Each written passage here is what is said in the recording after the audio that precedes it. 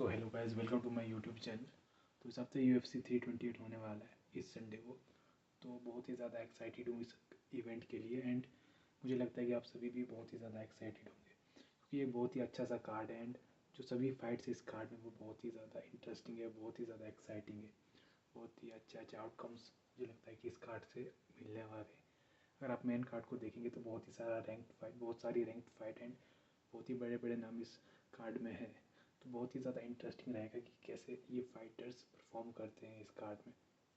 तो let's start with the prediction. पहली fight होने वाली किंग ग्रीन वर्सेस जर्मी स्टीफन। काफ़ी इंटरेस्टिंग सी फाइट होने वाली है। एक फन फाइट है, एक स्ट्राइकिंग बैटल कह सकते हो आप, क्योंकि दोनों को रेसलिंग करना नहीं पसंद। तो एक स्ट्राइकिंग बैटल हो सकता है ये बहुत ही खतरनाक तरीके से।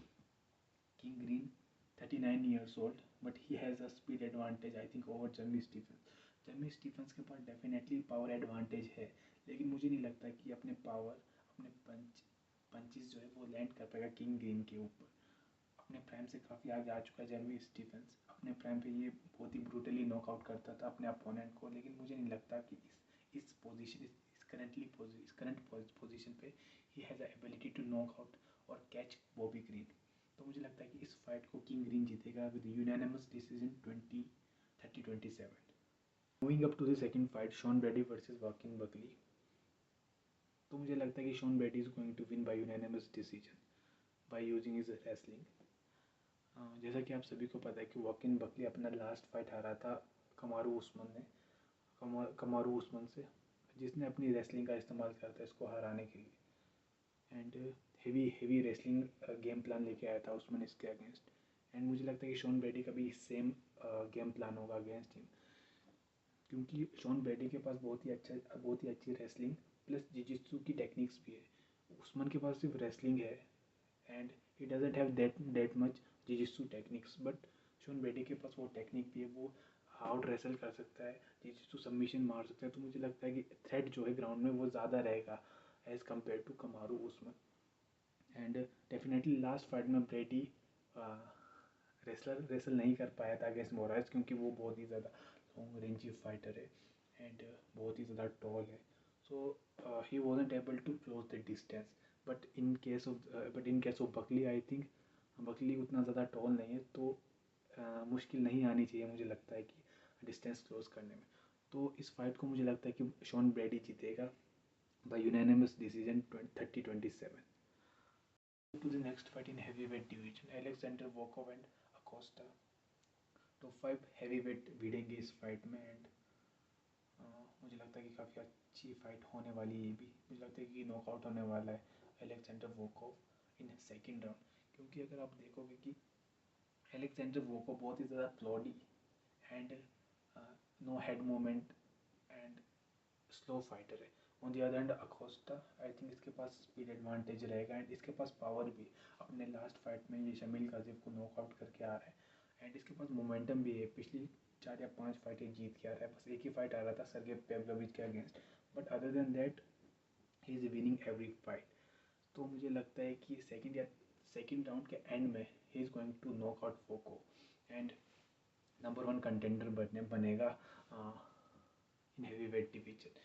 Going up to the co-main event of UFC 328, Joshua Van versus Tatsuro टायरा।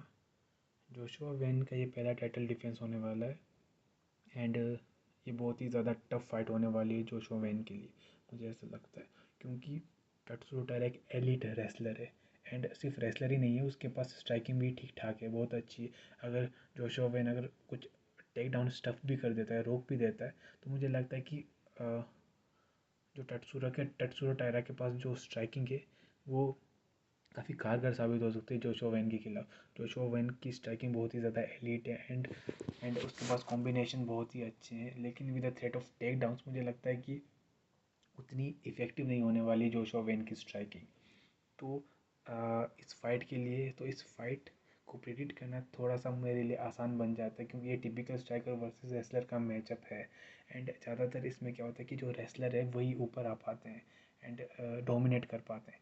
तो मुझे ऐसा लगता है कि इस फाइट में भी टट्सुरो टायरा ही जीतेगा। I think he is going to dominate Joshua Van with his wrestling and he is going to win by unanimous decision कुछ राउंड्स जो है मुझे लगता है कि जोशुआ वेन ले जाएगा, जैसे 1 या 2 राउंड जोशुआ वेन जीत सकता है, लेकिन अल्टीमेटली टट्सुरो ताइरा मुझे लगता है कि मैच फाइट जीतेगा and he is going to win by 48-47 unanimous decision. हाँ, कुछ ऐसे मोमेंट्स आएंगे जिसमें ये होगा कि जोशुआ वेन कुछ स्ट्राइक्स लैंड करेगा टट्सुरो ताइरा के ऊपर एंड क्राउड थोड़े पागल हो जाएंगे या फिर हल्ला गुल्ला मचाएंगे। हाँ, आप सभी को पता है।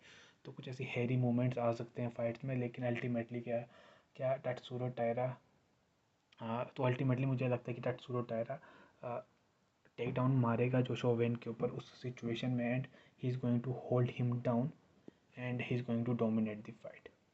तो मेरी प्रिडिक्शन तो यही है कि टट्सुरो ताइरा जीतेगा by unanimous decision 48-47। So moving up to the main event, Khamzat versus Strickland.